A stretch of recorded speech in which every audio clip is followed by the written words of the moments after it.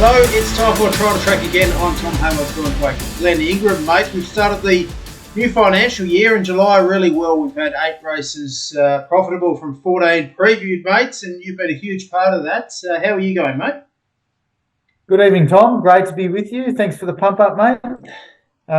Yes, it's been a good start to July, hasn't it? So I think things are going to take off from here, Tom. I think we're in form and the viewers should follow us in. How are you going? Plenty more winners to come, you reckon? I'm good. We're recording this Thursday night. Really interesting day of racing. Racing at Randwick, Flemington. I've got one for you at Wyong to keep an eye on as well, Glenn. We're in the depths of winter racing at the moment, but we're in headquarters for 2 meetings. We're going all right considering these horses first up. Sydney tracks have been pretty good, which is fantastic. So that only means that we're going to get a very wet spring. That's probably the problem because it hasn't rained in Sydney for too much of late. Hopefully we find a few winners, mate.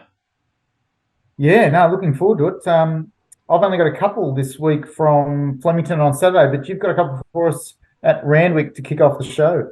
Yeah, let's do it. Let's kick off race 1. What better place to start? The horses I'm interested in are race 1, number 13, I'm Famous, and number 14, Private Legacy. Now, I'll tell you why. I'm against the favourite, Glenn. Easy horse to like because he goes forward, but the Little Pumper went at a very slow tempo first up. A low rating race last start when winning at Canterbury. Now, had favours there. Went slowly. Low rating race. I could lay this horse. They had all track favours and bias favours there. Canterbury rail in the true early in the day, second race. You wanted to be up leading. It was the nature of the day. It is the pattern when the rail's in true at Canterbury. And this horse jumped to the lead, went at a slow tempo, had all favours. And added to that, Glenn, the form through the race has been very average. So 3 weeks between runs, a couple of horses that finished 3rd and 4th, I think, or through the race that were right up there have since come out and run poorly. So happy to be against that race and that lead up and that horse, the Little Pumper. And I could entertain laying that horse. So keep an eye on that. I do want to be with race 1 at number 13, I Am Famous, comes through a higher rating race. It's Chris Wallace second up. Looks like it's ready for the 1400 metres now.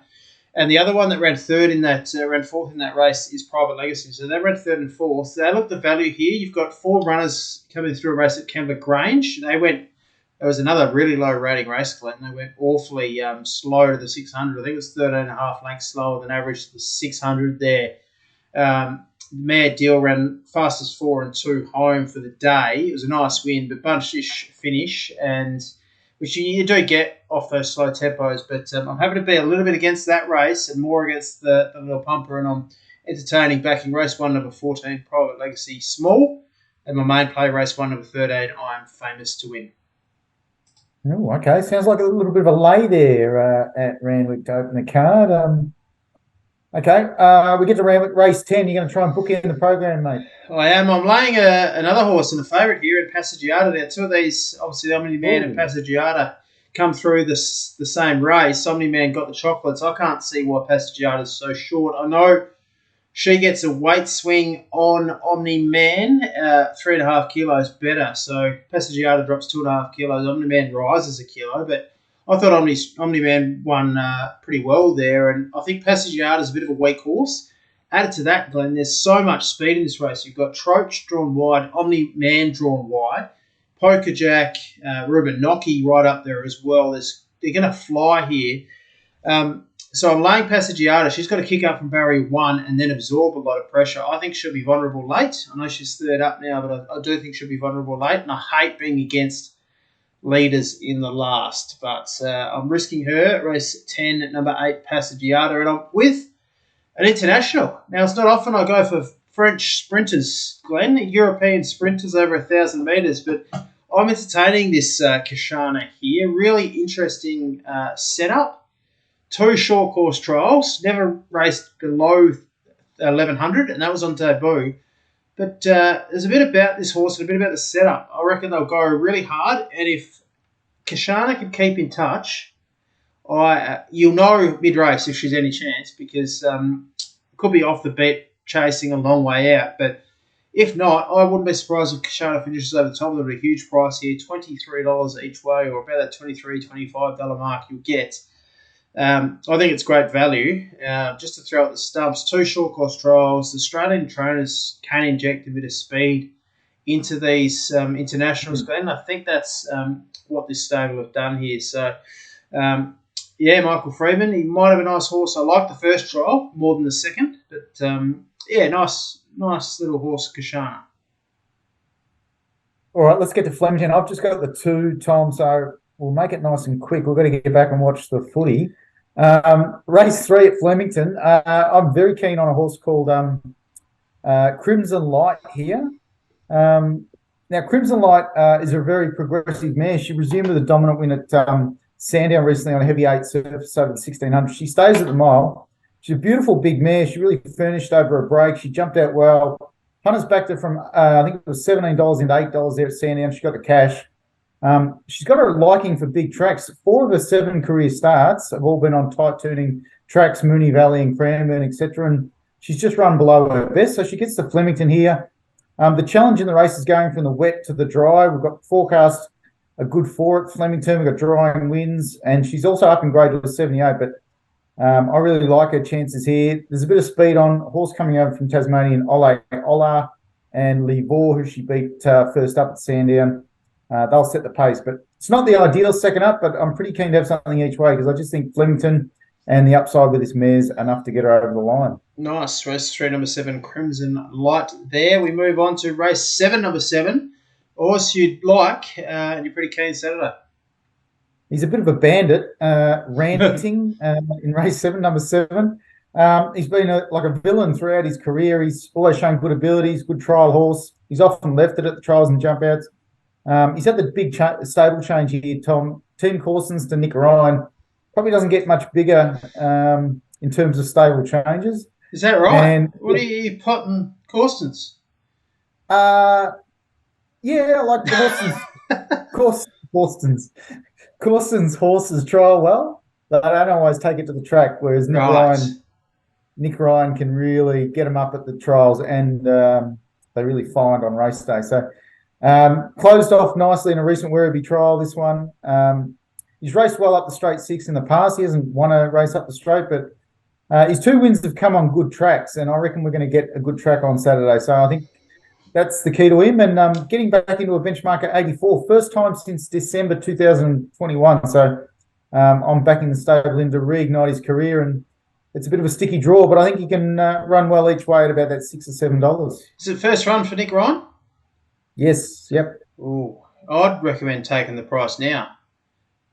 You know, if the market comes, they like a bet the stable. If the money comes, it's there to win. So it'll be a huge guide there, Glenn. If you're betting late and the money comes, you have more on, and they're going there with confidence to win. If it's out the gate, you just don't know. But yeah, really interesting. Well, I was going to say the big teams might want to take it on. It's 2 from 22, Tom. Like that's true. True. Depends how deep Nick Ryan's pockets are. Correct. Nick Ryan, invariably, if the money does come, they run well. So fascinating market watch. Race 7, number 7. I'll be glued to the market there, Glenn. Just want to finish off on at Wyong. Race 6, number 1, Vindication. We head to the provincials of Class 1 over 1,200 metres. I'm nervous in tipping this because I don't know what price it's going to come up. It's the best horse in the race. It's got the best figures in the race. 1,200 first up last campaign. It ran second. It drew barrier 1 there. Now gets to the outside. It's drawn barrier 10.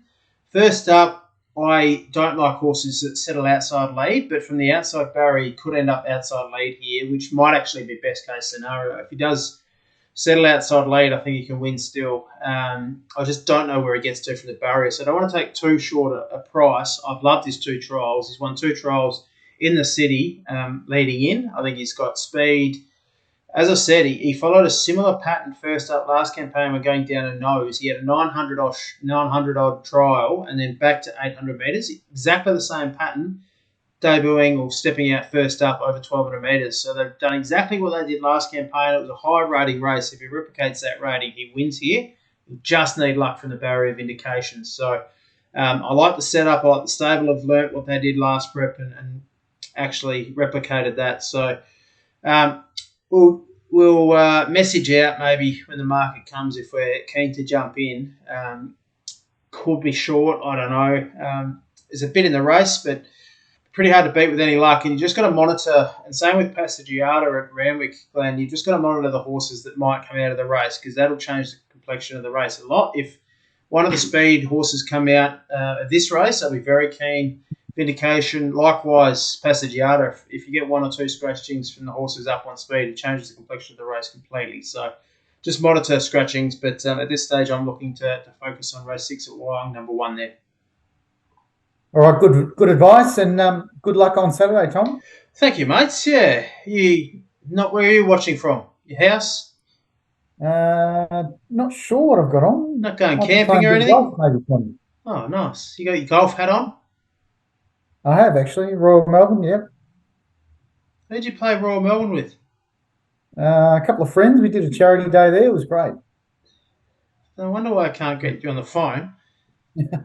Jeez, living the dream. You're camping, playing golf at Royal Melbourne. Too good. You're tipping winners, so you can't complain. Can't be work. No, that's right, mate. Good luck on the weekend. Thank you for joining us on Trial to Track.